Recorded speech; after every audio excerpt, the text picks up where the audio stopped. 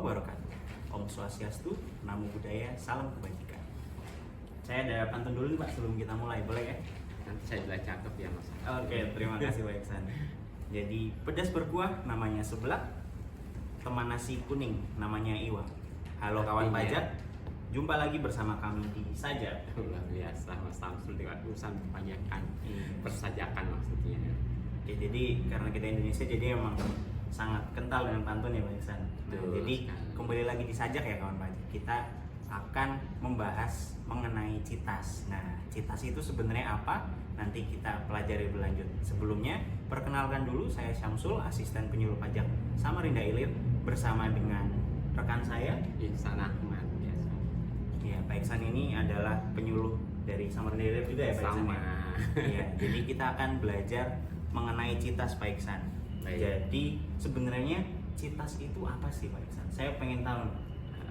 Citas itu sebutannya bisa citas, kortes atau siap. Citas itu kortes administrasi perpajakan. Jadi bisa disingkat citas atau sistem inti administrasi perpajakan. Sistem yang terbarukan buat aplikasi perpajakan, buat kepentingan wajib pajak dan pastinya juga dari untuk petugas pajak seperti itu. Nah, bagaimana penamaannya nanti, kenyamanannya wajib pajak mau menyebut kortes, citas, dan pesiap, nanti kita ikuti perkembangan selanjutnya. Karena Baik. citas ini, insya Allah kalau tidak ada halangan, per 1 Juli 2024 kita akan launching nih SMO ceritanya Mas Wah, Samsul untuk aplikasi seluruh baru ya, Pak? Indonesia. Pastinya. Nanti ada kemudahan, kita ikuti. Baik. Jadi citas itu bisa disebut macam-macam ya, bisa citas, Cortex Administration System, bisa siap, sistem inti administrasi perpajakan. Jadi terserah kawan pajak mau sebutnya apa nanti ya. Ini juga namanya nanti kita lihat perkembangannya akan kita sebut sebagai apa. Tapi intinya akan ada aplikasi baru yang akan memudahkan kita semua ya Pak. Iya. Jadi- Tunggu tayangnya berarti. Kita tunggu kawan pajak Tayang semua. perdananya. Jadi dari kawan pajak sampai dengan kita nanti akan dimudahkan dengan itu ya Pak Iksan ya. Iya, pastinya. Baik. Jadi kira-kira tadi akan mulai bulan Juli berarti Pak Iksan. Iya, Kalau tidak ada halangan tidak ya? ada halangan 2024 karena kenapa? Ini kan aplikasi menyatukan berbagai macam aplikasi yang pernah kita kenal oleh wajib pajak ya. Jadi dalam satu kesatuan membuka sebuah sistem semua kelihatan seperti itu. Jadi mungkin kepengennya semuanya disatukan iya, gitu ya, Pak? butuh persiapan yang Betul. benar-benar melalui ikuti zaman lah Mas Samsul ini, era digitalisasi, perkembangan modernisasi, pajak lah harus ikut serta seperti Iya, itu baik. mengikutinya.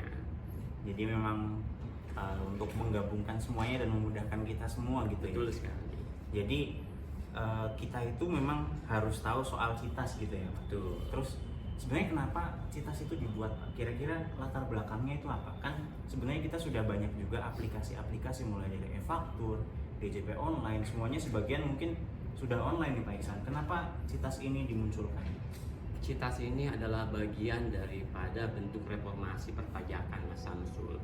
Kalau dari ini kita sudah ingat dari tahun 1984 sebagai reformasi yang pertama nih, sampai sekarang disebut reformasi perpajakan ketiga nih, melalui tahap mengikuti sistem yang digunakan ini sepertinya sudah butuh waktu 15 tahun ya. Akhirnya kayaknya memang harus diinikan, banyak kendala dan sebagainya. Dan di samping itu tadi banyak aplikasi yang digunakan oleh wajib pajak maupun petugas pajak di kita secara internal. Banyak sekali, nih. betul. Tapi itu rahasia lah buat kita ya. Secara eksternal untuk wajib pajak mungkin sudah paham lah, ada yang namanya e-filing, ada namanya ISPT, e-faktur, Innova, DJP online dan sebagainya. Ini sangat banyak sekali ya Pak Iksan. Dari situlah saya pikir karena negara ini sangat-sangat terbantu dengan perpajakan 80% loh Mas Samsul APBN, maka pemerintah benar-benar fokus bagaimana supaya wajib pajak sebagai pahlawan negara nih memberikan sumbangsi perpajakannya itu bisa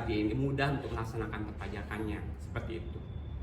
Baik, jadi untuk latar belakangnya salah satunya untuk memudahkan kawan pajak semua Iya. gitu ya. Jadi seluruh aplikasinya nanti akan disatukan, Iya. memudahkan kawan pajak dan kita juga nanti jadi lebih mudah ya Pak Iksan. Pasti. Nah, jadi yang tadinya aplikasinya ada banyak nih kawan pajak, mulai dari yang banyak ya, e-faktur, e-filing, e-nova, dan semuanya akan dijadikan di satu tempat. Tadinya e-faktur kawan pajak itu harus ada di satu tempat desktop, nanti kawan pajak mungkin bisa dari HP ke depannya. Nanti kita lihat perkembangannya ya Pak Iksan. Betul sekali. Yang nantinya rencana akan dirilis bulan Juli ini atau nanti tahun ini, kita lihat perkembangannya. Nah, selanjutnya sebenarnya Probis apa aja nih Pak Iksan yang akan diintegrasikan di Citas ini? Kita memiliki 21, nah itu Banyak sekali. 21 itu ya, 21 proses bisnis. Tetapi untuk wajib pajak sendiri ada 6 probis yang paling penting yang harus diketahui, mulai registrasi, pendaftaran, layanan, sampai kepada edukasi perpajakan pun sudah Baik. diatur, termasuk tes account management. Nanti kita bahas satu-satu deh Mas Samsul, Baik, panjang Mas. sekali kalau kita bercerita. Jadi tentang ada itu. 21 nanti yang akan Iya, dilakukan ya Pak iya, Iksan? tapi Cuman hanya 6 ini yang wajib pajak terintegrasi dengan wajib BP. tahu. Baik. Jadi kita bahas satu-satu ya Pak Iksan. Baik. Jadi mulai dari yang pertama nih, Iya. sebelum bisa menerima layanan perpajakan kan harus mempunyai NPWP dulu nih Pak Iksan. Iya. Probis registrasi. Registrasi. Jadi gimana bedanya dengan yang sebelumnya itu apa? Nah, registrasi ini dikenal 3C: call, klik, dan counter. Jadi secara ini bisa lewat telepon, bisa lewat counter, lewat TPT yang sudah kita pahami bersama, atau bisa lewat sistem klik dari sistem online. Nah, dari registrasi ini yang paling mungkin dinanti-nantikan oleh wajib pajak adalah e-PIN, Mas Samsul. Dengan e-PIN ini, dengan sistem ini tidak perlu lagi ada e-PIN, minta e-PIN, lupa e-PIN dan sebagainya. Jadi udah nggak perlu kita ingat Nggak e-PIN perlu lagi ya, lagi Mas? mengatakan minta e-PIN kendalanya. Karena kenapa? Dengan sistem perpajakan, jadi kalau wajib pajak masuk akses online, misalnya masuk ke email dan media sosial, maka akan saling berkaitan, termasuk menjadi biometrik wajah, dan akan saling meminta dari emailnya, dari HP-nya, sehingga bisa masuk aksesnya, sehingga mengetahui kata sandinya. Jadi tidak perlu lagi e-PIN. Kemudian apalagi Mas Samsul, jadi semuanya akan terintegrasi. Perubahan data, kan perubahan data kadang masih secara manual, Harus data datang ke wajib kantor data perubahan ada. data. Sekarang perubahan data nanti boleh lewat 3C tadi, terus akhirnya bisa diakses, diubah melalui ada secara sistem, jadi bisa dilakukan secara otomasi. Dan harus yang selanjutnya ada juga yang tetap wajib disetujui oleh pihak kantor pajak atau direktorat jenderal pajak. Tapi untuk cara mengajukannya akan jadi lebih mudah ya Pak Iksan? Betul Bisa sekali. dari mana aja. Nah, jadi untuk proses registrasi nanti akan lebih mudah, bisa di kantor mana aja, bisa dari web, bisa dari HP, semuanya bisa ya Pak Betul Iksan? sekali. Oke, kemudian selanjutnya setelah melakukan pendaftaran mungkin kita akan bahas nih kan pajak otomatis akan ada pembayaran. Iya. Kira-kira dari Citas ini nanti manfaat apa nih dari proses bisnis pembayaran ini? Paling dijual nih, dipromosikan nih dalam Bersiap ini adalah sistemnya ada namanya deposit, Mas Samsul. Deposit ini adalah akun tersendiri yang dimiliki oleh wajib pajak, kode akun pajak, kode setor, di mana jika wajib pajak pengen nih menyimpan uangnya daripada pusing-pusing nyimpan dulu di deposit, nanti dibawa ke akun pajak, ke PP Pasal 21 dan 23, atau terjadi pemindah bukuan boleh langsung masukkan ke deposit dulu. Kan kadang wajib pajak dalam kondisi kenyataan mau dikemanakan ini pajaknya, Iya, dipindahkan. salah bayar misalnya. Iya, seperti itu, harus di deposit dulu. Atau ada namanya kelebihan pajak. Kelebihan pajak tidak mesti harus tidak mesti harus ditarik, boleh dimasukin di Oh, deposit. jadi bisa jadi deposit. Jadi kalau misal kayak bank gitu, kita punya tabungan buat Iya. membayar A, B, C, D Iya. gitu. Tapi Nah, ini pajak. Betul gitu ya. sekali, akan berkesinambungan dengan proses selanjutnya. Nah, akan kita bahas selanjutnya bahwa yang kedua adalah sistem billing. Billing itu masing-masing, satu pajak, satu billing ya, satu kode jenis pajak PP Pasal 21. Nah, ini bisa terintegrasi semuanya. Kita membuat billing begitu banyak satu kali Jadi pembayaran. misal saya ada PPh Pasal 21, PPN. PPh final, PPN, itu bisa saya Bisa bayar satu billing. kali, satu billing Jadi saja. lebih praktis gitu. Iya, ya. ingat mungkin kalau yang suka shopping nih Mas Abdul pasti nih Iya, di saya sistem belanja online. banyak dari banyak panci. semuanya tinggal belanja. Nanti pembayarnya satu kali loh, Oh. dan terintegrasi dengan Iya, sistem pembayaran perbankan yang nanti ikut bayar di mana. Kita nggak bisa menyebut merek banknya ya, tapi kita Betul. bisa langsung melakukan pembayaran. Itu yang terpenting dari registrasi pembayaran. Baik, jadi sangat mudah sepertinya nih Pak Ican. Kemudian deposit tadi kalau saya membayangkan berarti kan kalau kita punya tabungan nanti bisa langsung dipakai, kita lebih terhindar dari terlambat bayar Iya, gitu ya. betul sekali. Nah, jadi tadi kita udah lihat probis pembayaran ya Pak, yang intinya sangat memudahkan kita semua nih. Lalu kita lanjut ke tahap selanjutnya. Setelah bayar kan biasanya kita harus lapor nih Pak Iksan ya. Kalau dari sisi pelaporan, upgrade apa nih yang akan kita dapat di Citas? Karena sebelumnya kan kita juga sudah lapor online nih, walaupun ada di banyak tempat ya, ada e-faktur, e-filing, e-form, banyak banget nih Pak. Kalau sekarang jadi gimana? Itu nanti yang tadi disebutkan e-faktur itu dalam satu kesatuan. Kalau e-faktur kan selama ini Mas Samsul kalau sebagai wajib pajak minta nanti nomor seri faktur pajak dan sebagainya. Ini akan secara terotomasi dan bekerja sama dengan pihak ketiga. Dan yang paling penting dari pelaporan SPT adalah bahwa SPT orang pribadi hanya satu. Kalau kita dulu, dari dulu kita mengenalnya ada namanya 1770 untuk pekerjaan bebas. Ada 177S untuk yang di atas 60, ada 1770 SS untuk yang di bawah 60. Dan kadang untuk memilihnya itu wajib pajak mana yang saya harus memilihnya. Nah, sekarang wajib pajak hanya satu jenis SPT yang akan digunakan. Nanti tinggal keperluan dan kebutuhan dari wajib pajak akan diikuti berdasarkan sheet dan jendela masing-masing dari wajib pajak ketika ingin melaporkan kewajiban perpajakannya. Jadi nanti ada pertanyaan-pertanyaan terus diarahkan betul sekali. Baik. Terus tadi yang aplikasi e-faktur yang tadinya harus pakai satu laptop itu atau satu komputer itu sekarang mungkin akan bisa diakses dari mana aja ya Pak? Dari karena sistemnya nanti mungkin akan dari web atau aplikasi bisa diakses dari mana saja gitu ya Pak. Jadi termasuk bukti potongnya tadi, bukti potong juga tersedia setiap waktu. Jadi benar-benar semua datanya akan terintegrasi nih. Jadi kawan pajak pasti akan sangat terbantu gitu ya Pak Iksan. Betul sekali. Itu dari sisi pelaporan aja sudah banyak upgrade-nya nih. Terus saya dengar ada yang namanya Taxpayer Account Management. Nah, ini apa sebenarnya Pak? Ini TAM-nya ya, singkatannya tadi ya. Kita banyak bahasa Inggris jadinya kan. TAM ini adalah aplikasi secara real time yang yang akan ditampilkan oleh sistem tersebut. Jadi secara keseluruhan akan nampak termasuk dari buku besar.